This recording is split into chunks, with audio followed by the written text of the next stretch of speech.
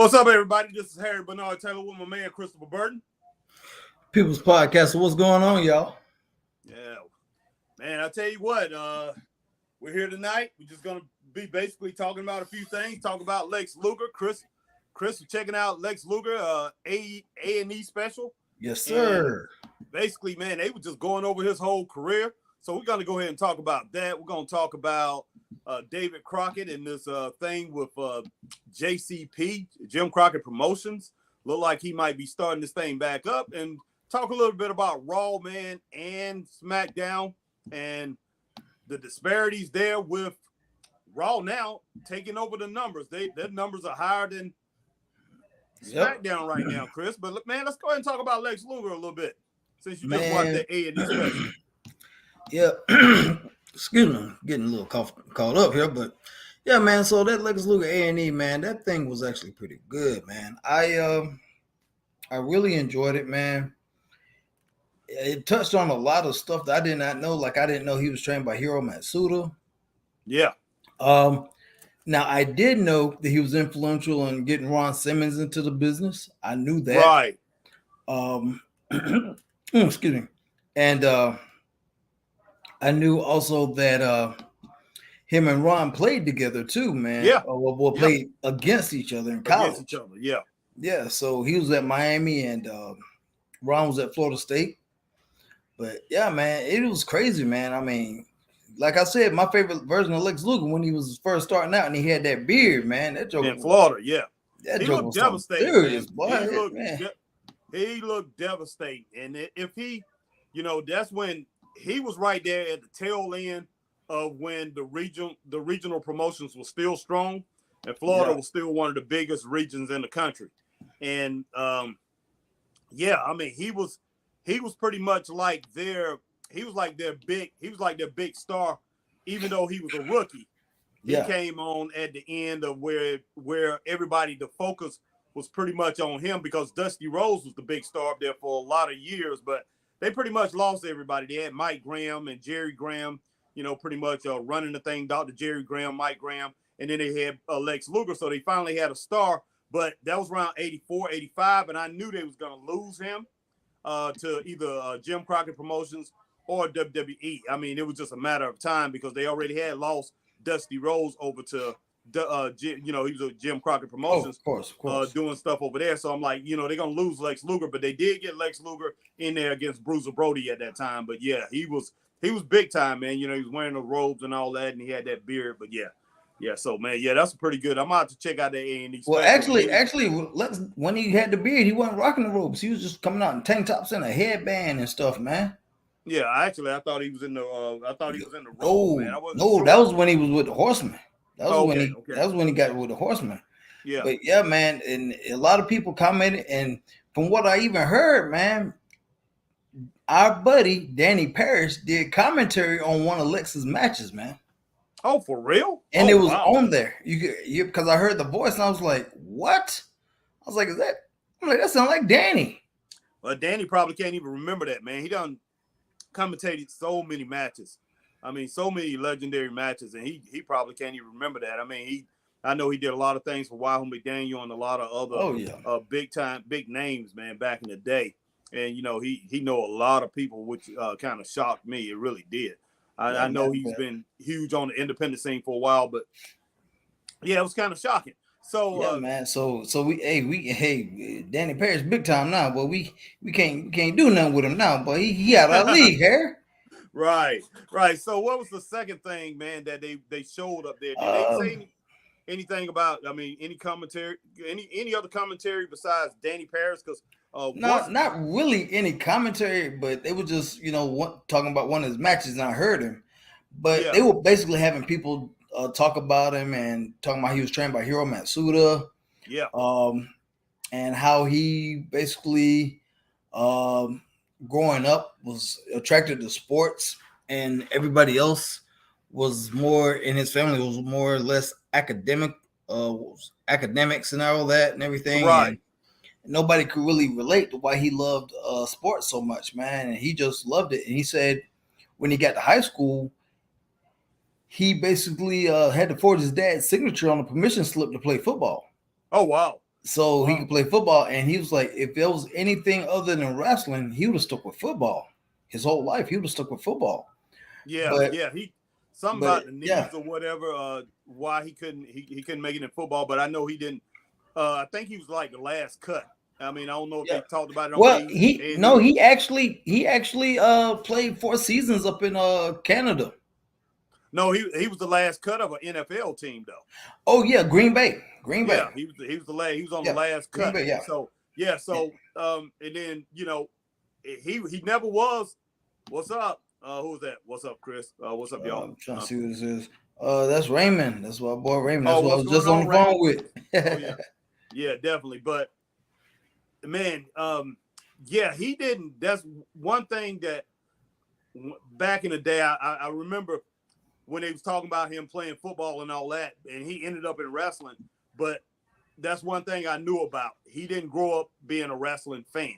And I think No, if he no, would have grew up a wrestling fan, I think that would have helped him out as far as his promos and as far as I think he would have smoothed it. It would have been a smoother transition yeah, from football into wrestling if he yeah.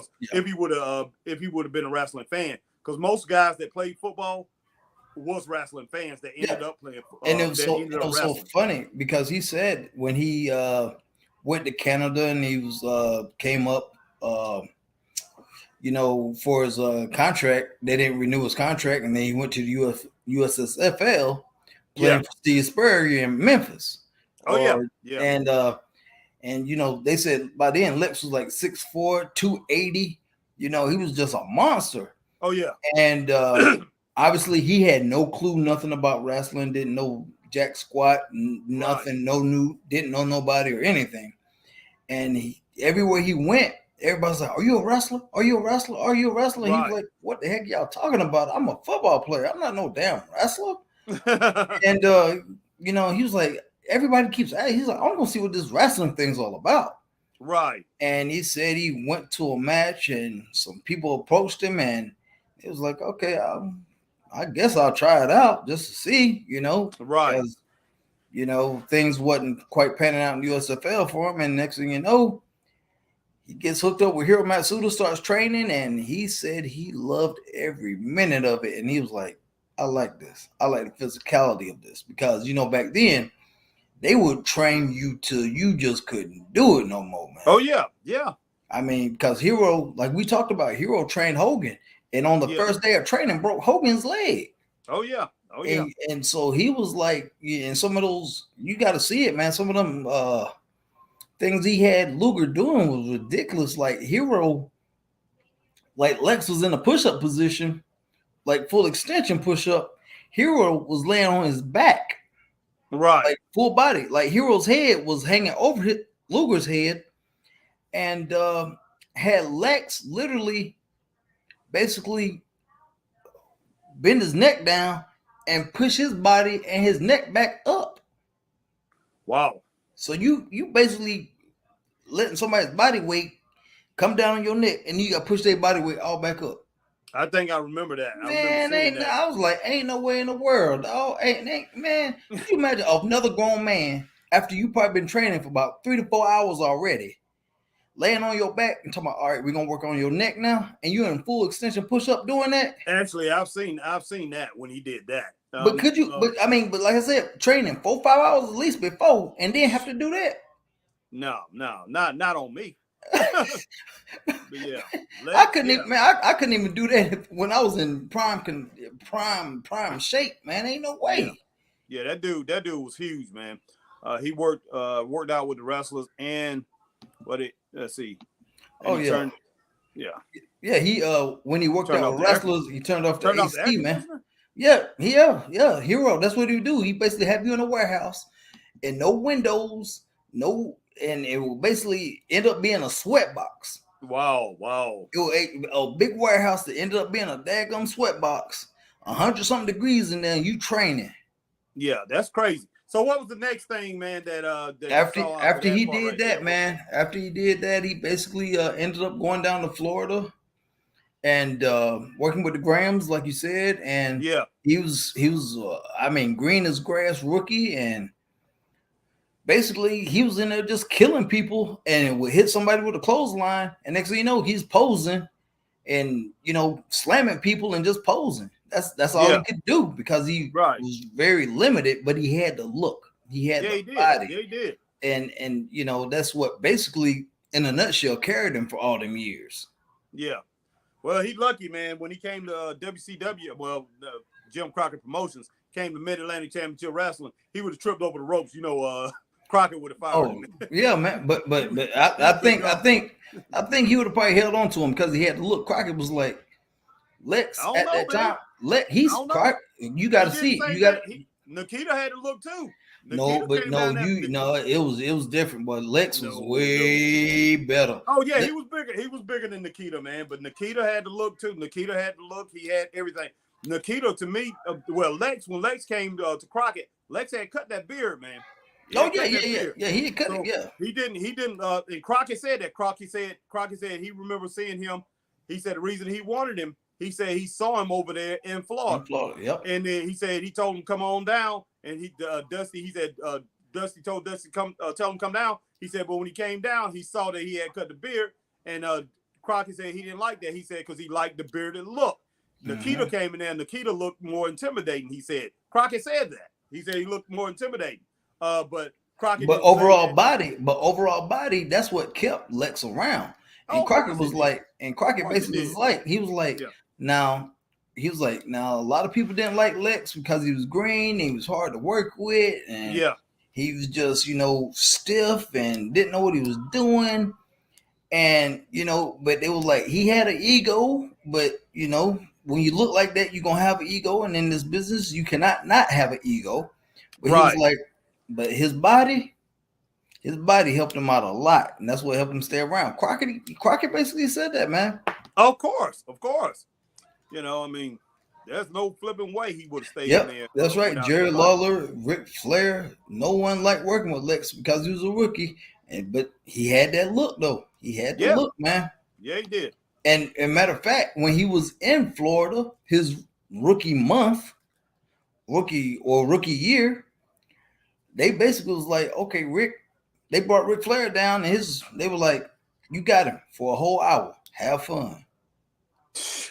Man, Harry, think about it. You a wrestler. You only been wrestling maybe for a couple of months. You still green. And you got to wrestle Ric Flair for an hour? Man. I mean, I was like, man, they set that boy up to fail. And Rick was like, he had to look, but my God, that was a long night because I had to work to make him look good. Yeah. Because he was so green, so raw. Rick was like, I had to go above and beyond to make him even look like something. Well, I'm surprised Ric Flair actually did it. I mean, to tell you the truth, excuse me, because I mean that, and the heels, man, they pretty much ran the show. Yeah, everything was called in the ring, and Rick was real good at telling people to do this and do that.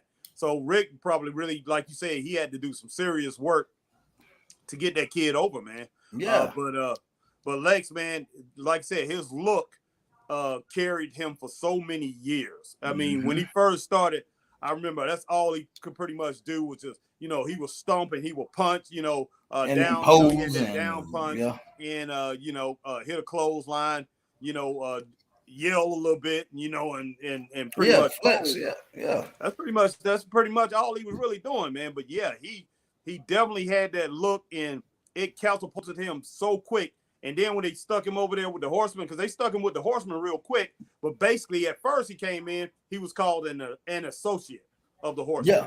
And they kept calling him an associate. He would go into his matches, he would win them pretty quick. I mean, not Ultimate Warrior like, but I mean, they would have him go in there and do a few moves, a couple of power slams and clothesline, and like I said, that down punch, and then put him in a torture rack or whatever.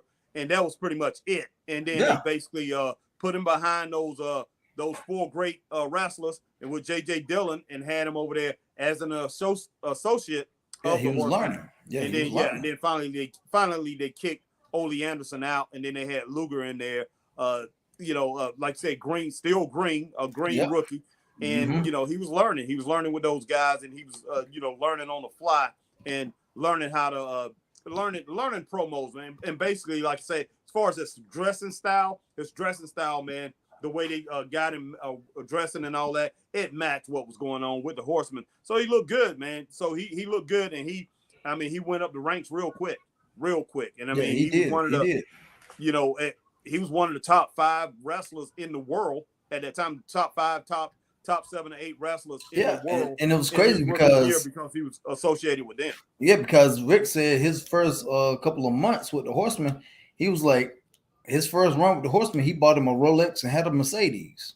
Oh wow, man! Wow. He knew what he had to do to try to keep that look up, and Yeah. that's when he asked Rick, "Hey, you know, can I get a robe? Can I wear the robe? Because I know that's your thing. Can I get a robe?" And Rick was like, "Yeah." Yeah.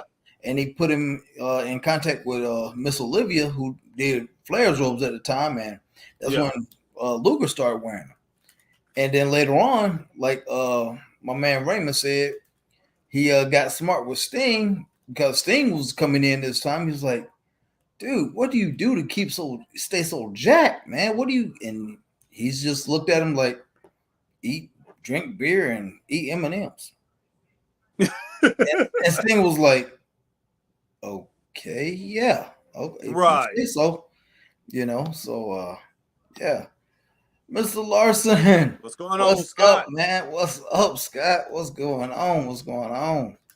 But but man, yeah, and him and Lex, he said ever since that day, him and Lex been buddy ever since, man. So Yeah. Well, Sting was never going to get that big. He was never going to no, get the size of Lex Luger. He wasn't no, going to get the size of Ultimate Warrior. He has a slim build. He has a slender build.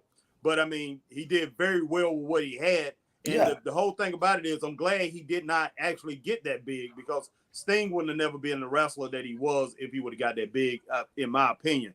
But yeah, Lex, man, that whole look, his whole, and he got better and better. I mean, I think a lot of people, one thing that I see with wrestlers like Lex Luger, and I think Jade Cargill over in AEW has the same problem. People, when they see you green like that at first, and they listen to the way you speak, the mm-hmm. way you talk, it's a stigma that sticks with you for a long time.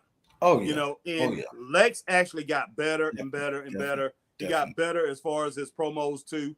He never became a spectacular wrestler, but he got over the hump to where he was a C plus wrestler. Then yeah, I say probably got to maybe a B minus wrestler, but people didn't really actually see that. A lot of people still didn't see that because they only see the beginning. People like to see the beginning and they ride it out. And the whole thing about it with him is he started out hot. He started out like that. He's, instead of coming up, like a lot of these wrestlers, they came up in the territories and people yeah, didn't see them. A lot of people didn't see them. They came up in the regionals. People didn't, in the regional territories, and a lot of people didn't see them as they was coming up. They was going from no, territory to no, territory, yeah, building their career up. Because I remember like Larry Zbyszko, he started in Crockett Promotions, back in '74. oh, of And course, I remember before, he went up to WWW. It was the WWE. He went up there in like '77. He broke Bruno. WWF, Well, I mean, the WWF, man. Well, man, y'all with this WWE stuff, y'all just be killing me. Okay, but yeah, the WWF. He was with them. He went up there and he broke Bruno's neck, man, within like a few years after that. But he mm-hmm. was a jobber over there at Jim Crockett Promotions. But I saw the progression of him. But it's same thing with Ted DiBiase, where when he first started, he was over in Tennessee. Then he came up to the Mid Atlantic, went back to Tennessee. He was a huge star, and then came back to Mid Atlantic, huge star. Then he went to Georgia, and then he went to WWE. But people didn't get to see like Luger. Luger came into a big territory, which Yeah, Jim Crockett Promotions Mid Atlantic was the biggest NWA promotion at the time. Came into a big promotion, so the nation got to see him. And they saw what he was, and I think it stuck with him for a long time. And people never gave him the credit that he deserved. yeah, and then after a while, it was crazy because um then we hit the 90s. Flair's been there a while, and Right. Lex has been there a while, and it came up time for Rick was like, y'all paying Lex all this money, and Lex was getting like unheard of money. He was getting like a couple of million. You know, Wow, man. he was the first one to get the first guaranteed contract, pretty much per se.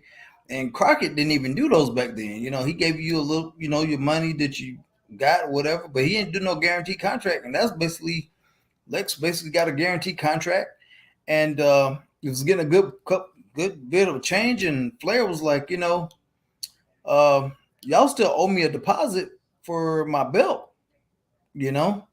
And that's Yeah, when right. the time they were like, okay, we'll give you a deposit, but we want you to have this match with Lex, and we want you to drop the belt to Lex. And Flair was like, okay, cool, I'll do it. I have no problem with dropping the belt to Lex, Right. but I still need my deposit. And basically, they were like, okay, well, give us the belt, and we'll give you a deposit. And Flair's like, wait a minute. Oh, you talking about when Jim Hurd had Yeah, took over? yeah. Yeah. And he was Yeah. like, wait a minute. Yeah. Why would Yeah. I give y'all the belt and then y'all don't give me my money? He was like, screw Yeah. that. Yeah. He was That's like, when screw that. Crockett had left, and Jim Hurd was trying to change Ric Flair to some. What was he trying to change him to? Spartacus. Some Spartacus. Spartacus. Yeah. So all kind of craziness was going on at Yeah. that time. So yeah, And in the yeah, '90s, and man, that was in 91. And that's yeah. when Flair left and took the belt with him. Yeah. So Well, Flair wanted to drop that belt to Sting. That's who he wanted to drop it to, but Sting had got injured or something like that. But Flair said he wanted to drop it to Sting. He didn't want to drop it to Luger, but I guess he decided Flair said he was gonna drop it to Luger.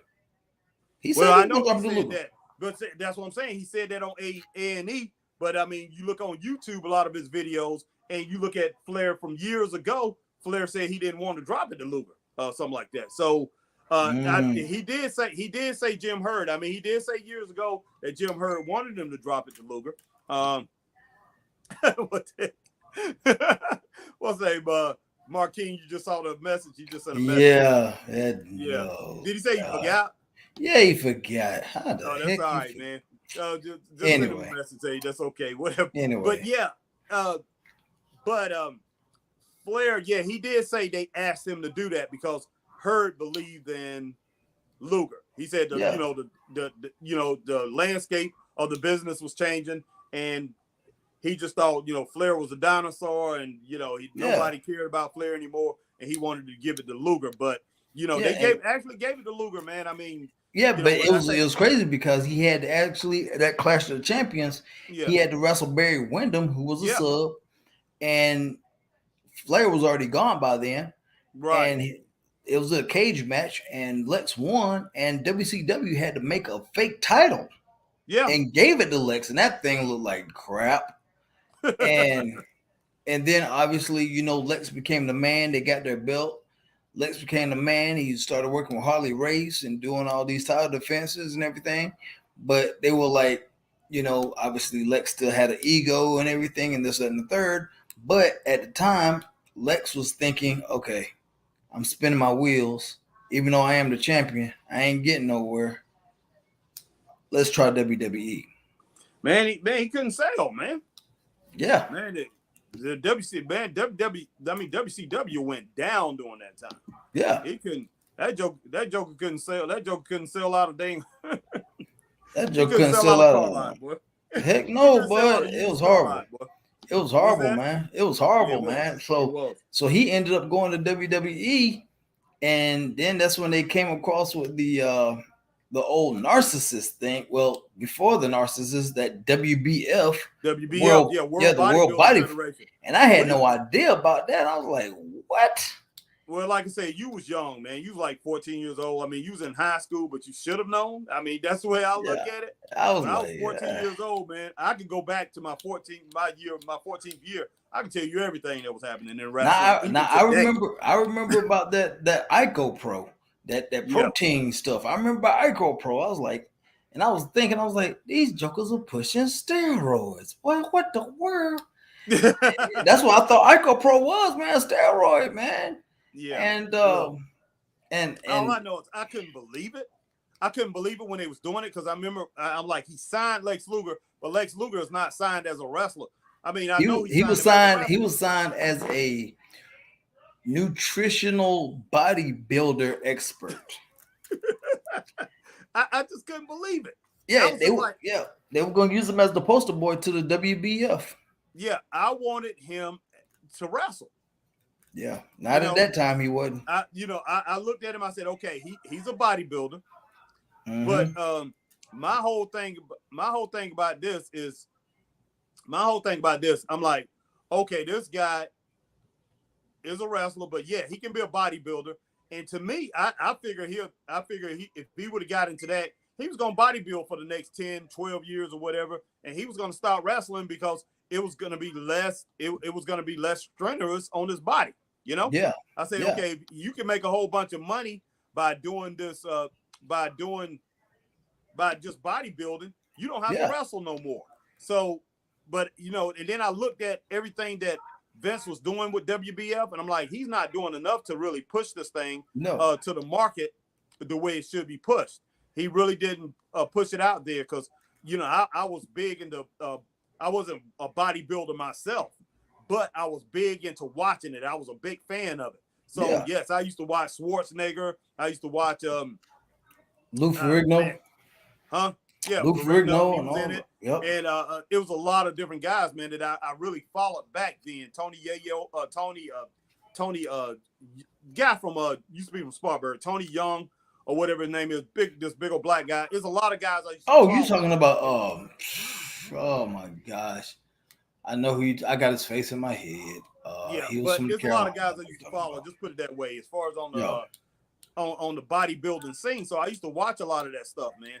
And he never pushed that WBF out there. I'm like, if he wants to be serious, and Tony Atlas was a bodybuilder. I mean, so Tony Atlas, I'm like, you got Tony Atlas up there. Tony Atlas should know some inroads to push the WBF up a little bit more.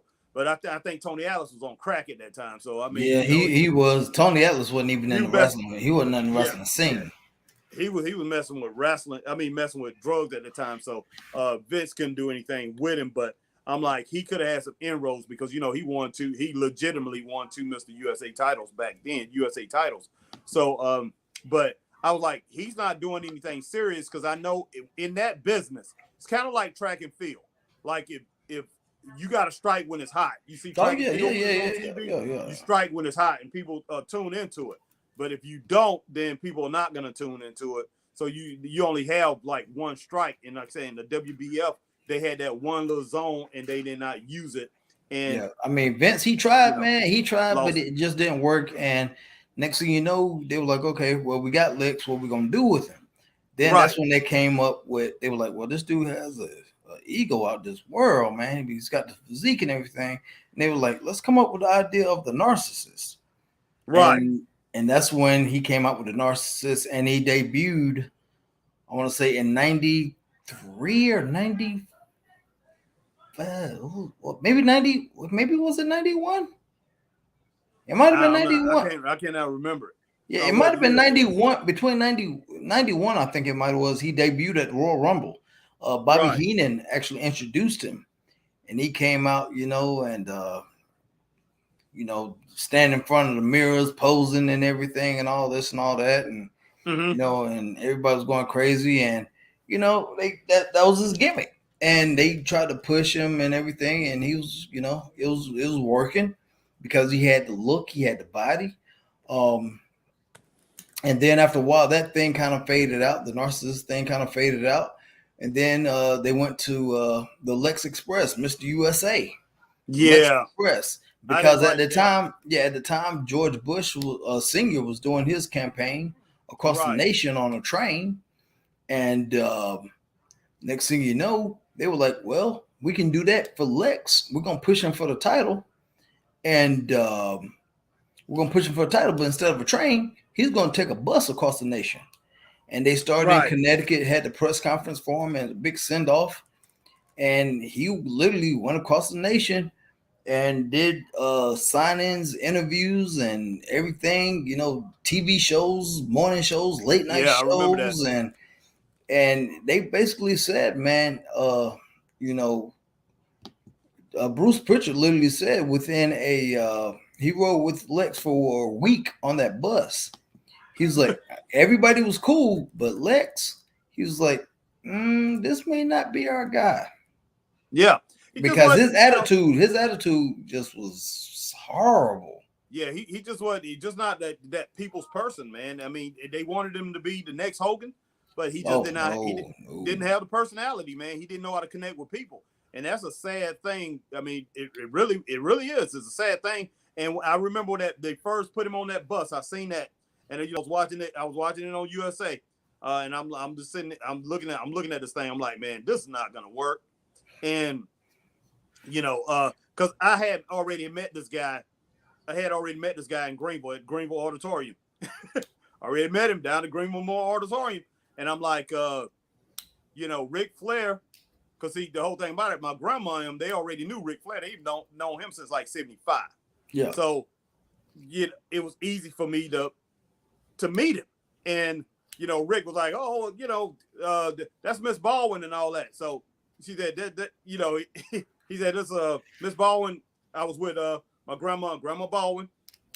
She said, oh, that's, he said, how's your nephew doing? He said, I can't remember his name, but he remembered my grandma because he had come over to my grandma's house to eat twice, him and Black Jack Mulligan. So he remembered my grandma and he remembered a couple of my aunts. He couldn't remember my name. But Rick, he shook my hand, Tully Blanchard, Arn Anderson, Lex Luger, man, he looking like he's ready to go. He ain't want to have nothing to do with the fans that was around there, man. He signed a couple of autographs for a couple kids. Got into the limo, boom. Him and JJ Dillon took off. Lex was the first one in there. So So, and I mean, they know how to deal with people, man. Yeah, because they even showed him, man. He was like, just miserable on that bus, man. He was like, I can't eat right. He's like, I can't train right. He's like, y'all got me on this jacked up schedule. One morning I'm doing the late night show over here. Next day I'm doing the early morning show over there. Wow. He's like, and then y'all got these cameras in my face, and I'm going to these different stores, these different malls, and doing these autograph signings and stuff. And man, it was a disaster, but it was all the build to get him to beat Yokozuna. So when he ultimately got that green light, man, it was July 4th, 93 on the USS Intrepid, the Body Slam Challenge to see who could body slam Yokozuna. Yeah. I remember that. Yeah, and then everybody tried. You had football, NFL players try. You had wrestlers trying. Nobody could do it. And they brought Lex in on a helicopter, landed him on the USS Intrepid. And Lex was like, man, he was like, I kid you not, I was scared. He was like, I've never seen somebody so big in my life. He was like, I know I'm strong, but I didn't know if I could get him. I didn't know if I could get him up. Yeah. But he was like, when I did though, he was like, I knew we were off to the races. Yeah. And what's this? Go ahead and talk to some people. Ray said McMahon came up with that narcissist. The narcissist. Yeah. The narcissist, I think it was the narcissist gimmick. Yeah. Yeah. But yeah, man, I remember that, and it's kind of funny that I can remember certain things like that because I could not stand the WWE so much. But anytime, man, that they picked up somebody from Jim Crockett Promotions or any other territories that I really like, I would check it out. I kept in tune with it, find out what was going on. So I mean, but yeah, Lex Luger, I definitely was following Lex Luger, even though I never really was a fan of his and Jim Crockett Promotions. But I looked for him to be a big star, and I was thinking that up there in up in WWE that Vince McMahon was going to make him this huge star. But right after that disaster that happened with the WBF, I said, no, it's not going to happen, man. I was just like, and then they dropped the ball, man, because at that SummerSlam, Lex basically, no. Let me go back. Let me retract. When he did the narcissist, before he did the narcissist, when he first debuted, he had that motorcycle wreck. Right. He had that motorcycle wreck, and it messed up his right arm. and they said his arm looked like it had been split open. They said he was messed up bad. They said he was DOA coming to the hospital. He was dead on arrival. They had to bring him back, and his arm was jacked up, and they thought they were gonna have to amputate his right arm. And he was like, man, he called Sting. He's like, Sting, don't let him touch my arm, man. He's like, call Dr. Andrews down in Alabama, you know, the famous sports doctor. And he went down to Alabama, Dr. Andrews, and he basically got that thing put back together and got that plate in his arm. Then 6 months after that, he debuted. And then that's when he did the whole Narcissist, USX, Lex Express, and all that. He did all that. And so by this time, he slammed Yokozuna. He gets, he said he refused to sign the paperwork. Yeah. And he slammed Yoko. So here we are at SummerSlam for the title. Yoko's the champion. He hits him with that forearm. That was his knockout shot. He hit him with that forearm and knocked Yoko out the ring and messed around and won by countout. And Lex is up here jumping up and down like he don't won the belt and everything. And they having balloons fall out of the sky and had all the wrestlers pick him up and like he won the championship. But I'm like, you didn't win the belt. Right. You won the match, but the title's still with Yoko. Oh, yeah. But they made a whole big thing about it. And after that, you know, it was like the fans at this point with the whole Lex Express tour and then WWE foobarring with, you know, the title, the fans were basically like, okay, no, this ain't gonna be it. Yeah. So Vince was like, okay, this didn't work, so we're gonna stretch it out till WrestleMania 10. He's like, we're gonna stretch it out. What happens? Gets to WrestleMania 10, doesn't win it again. And by this time, Lex is like, man, I am so pissed. I'm getting so aggravated. You know, it was really got to the point where he was like, I got. Who did you wrestle in WrestleMania 10? Because I can't remember that. Yoko. He wrestled Yoko again. Oh, yeah. He wrestled Yoko again, man. I remember it now. Because Vince wanted to stretch that thing out. He was like, okay, you didn't get it at SummerSlam. Let's stretch this thing out till next year's WrestleMania. Yeah, well, I tell you what, I had lost interest after him jumping up and down and acting a fool in that ring. I was like, he's never going to get it. And to be honest with you, I thought Yoko was better than him. So I'm like, this guy's not going to get that title, you know.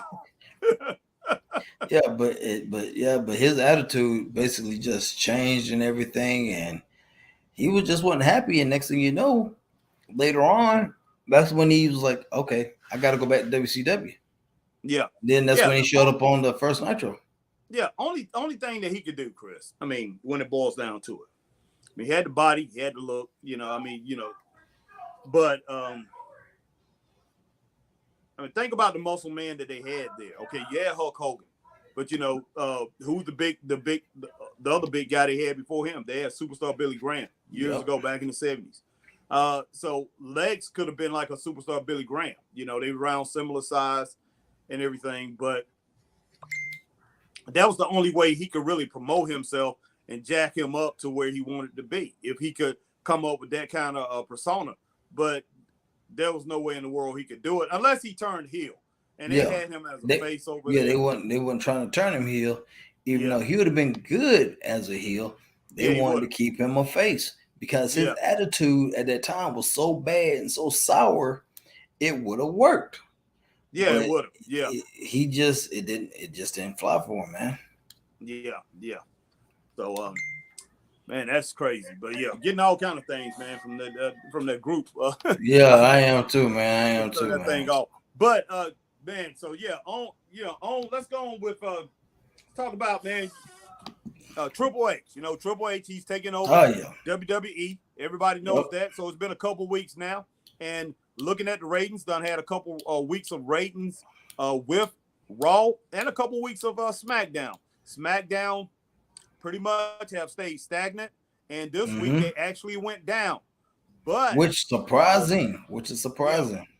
Raw jumped up. The first week, the second week, it jumped up 400,000. It jumped up 400,000.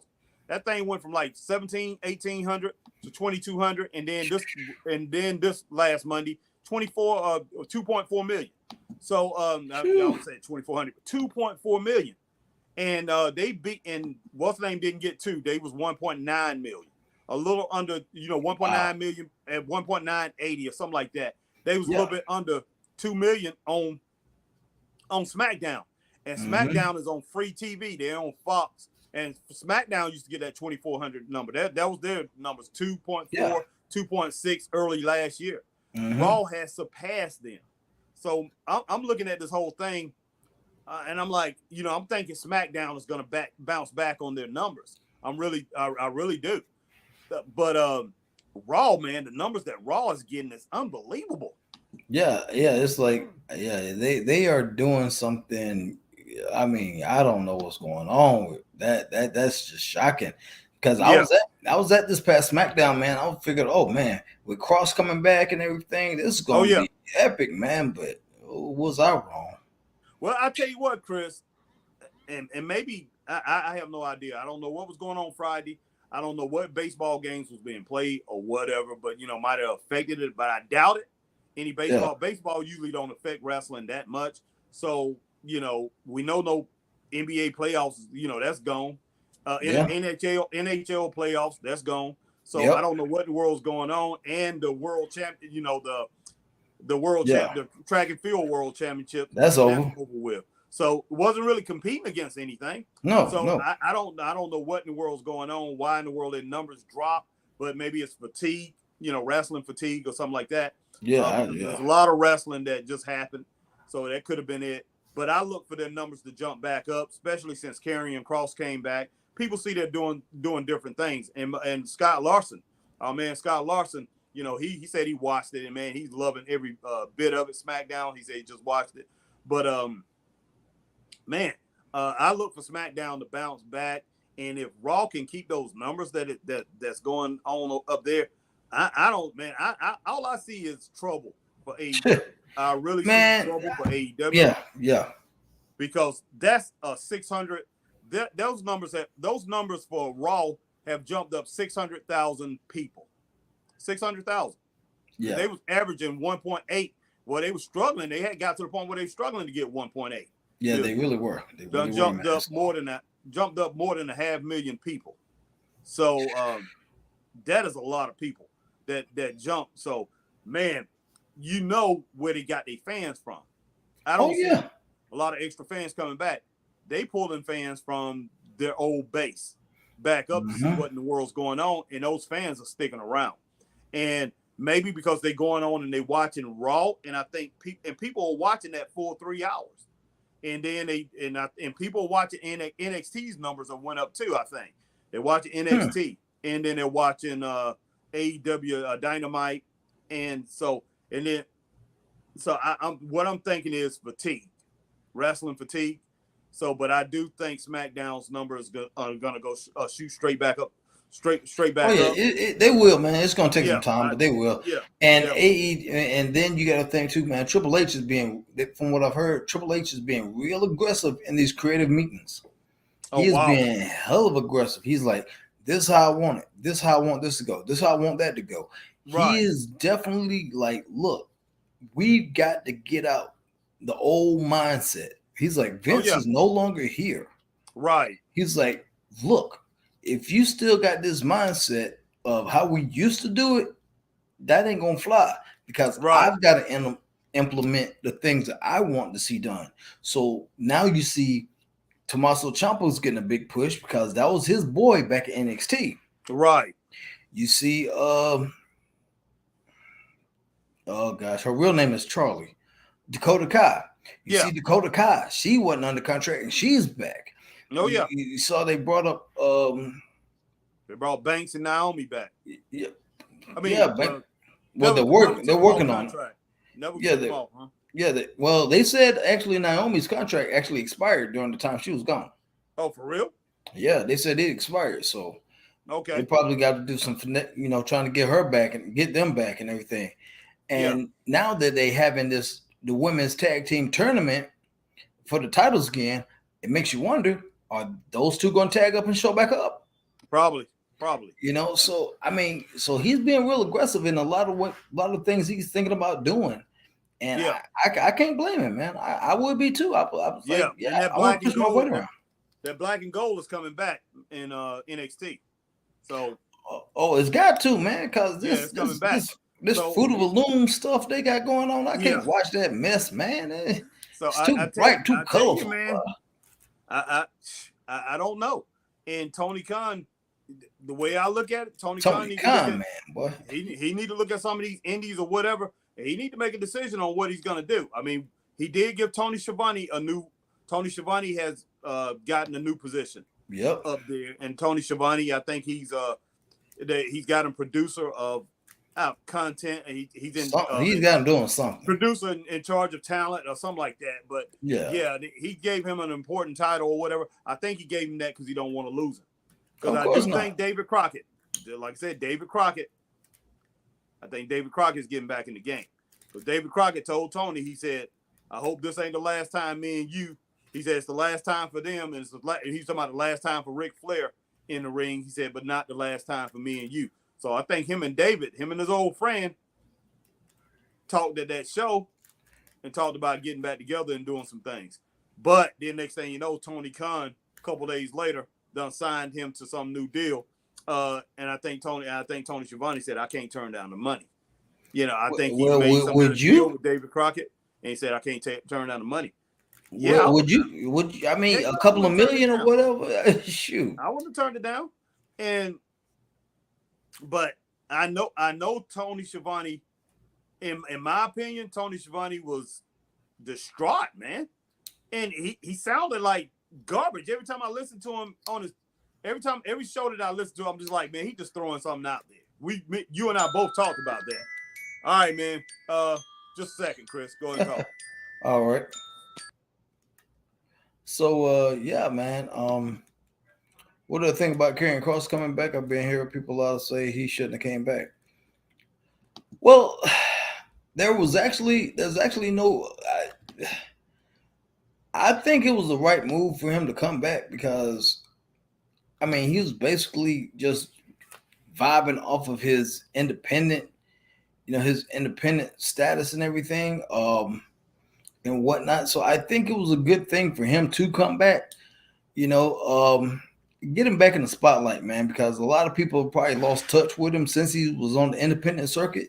Unless you were really an independent follower like that, a fan like that, I think it was a good move, man. I think it was. Talking about Karrion? Yeah, coming back. I think it was a good move for him. I do too. I wish he would cut his hair though, but hey, I think he's gonna keep it like that. I think he looks scarier, man. Scarier with the hair, man. He looks scary, man. But I'm not sure. But this thing with David Crockett, man, I do think I think he's probably taking another route now that he doesn't have Tony. But I wouldn't be shocked to see him back in the game, man, and going at it full steam. And I think he's a serious competition for NWA and Impact. Definitely. He's definitely going to be a serious competition. But hey, Chris, man, I'm heading out. I gotta go and pick somebody up. But if you're gonna, stay on or whatever. If not, like say, we can end it right now, man, because basically we're gonna talk about everything. We basically talked about and covered everything. And tonight we were on Facebook, YouTube, and Twitter. We weren't on Twitch tonight. We could have been, but we weren't. So we were on Twitter, Facebook, YouTube, and Twitter. And if you're on those platforms, if you're on Facebook, like, share, follow, and join. And if you're on YouTube, like, share, join, and like, share, and subscribe. And if you're on, hit that notification bell for times like this when we come on, because we have no particular time when we come on. Definitely. And if you're on Twitter, like, share, tweet, and retweet. Yeah. And if you're following us on Twitch whenever we go on, because we will be having some Twitch only and YouTube only exclusives. May even have some Twitter only exclusives. No doubt. Where we just won't be on Facebook. We'll be on one of those three platforms. But if you are on Twitch, do the same thing that you would do if you were on YouTube. All right. So that basically covers tonight's impromptu show. So for my man HBT, I'm the People's Podcaster. And we are out, and keep it straight up. Peace. Peace.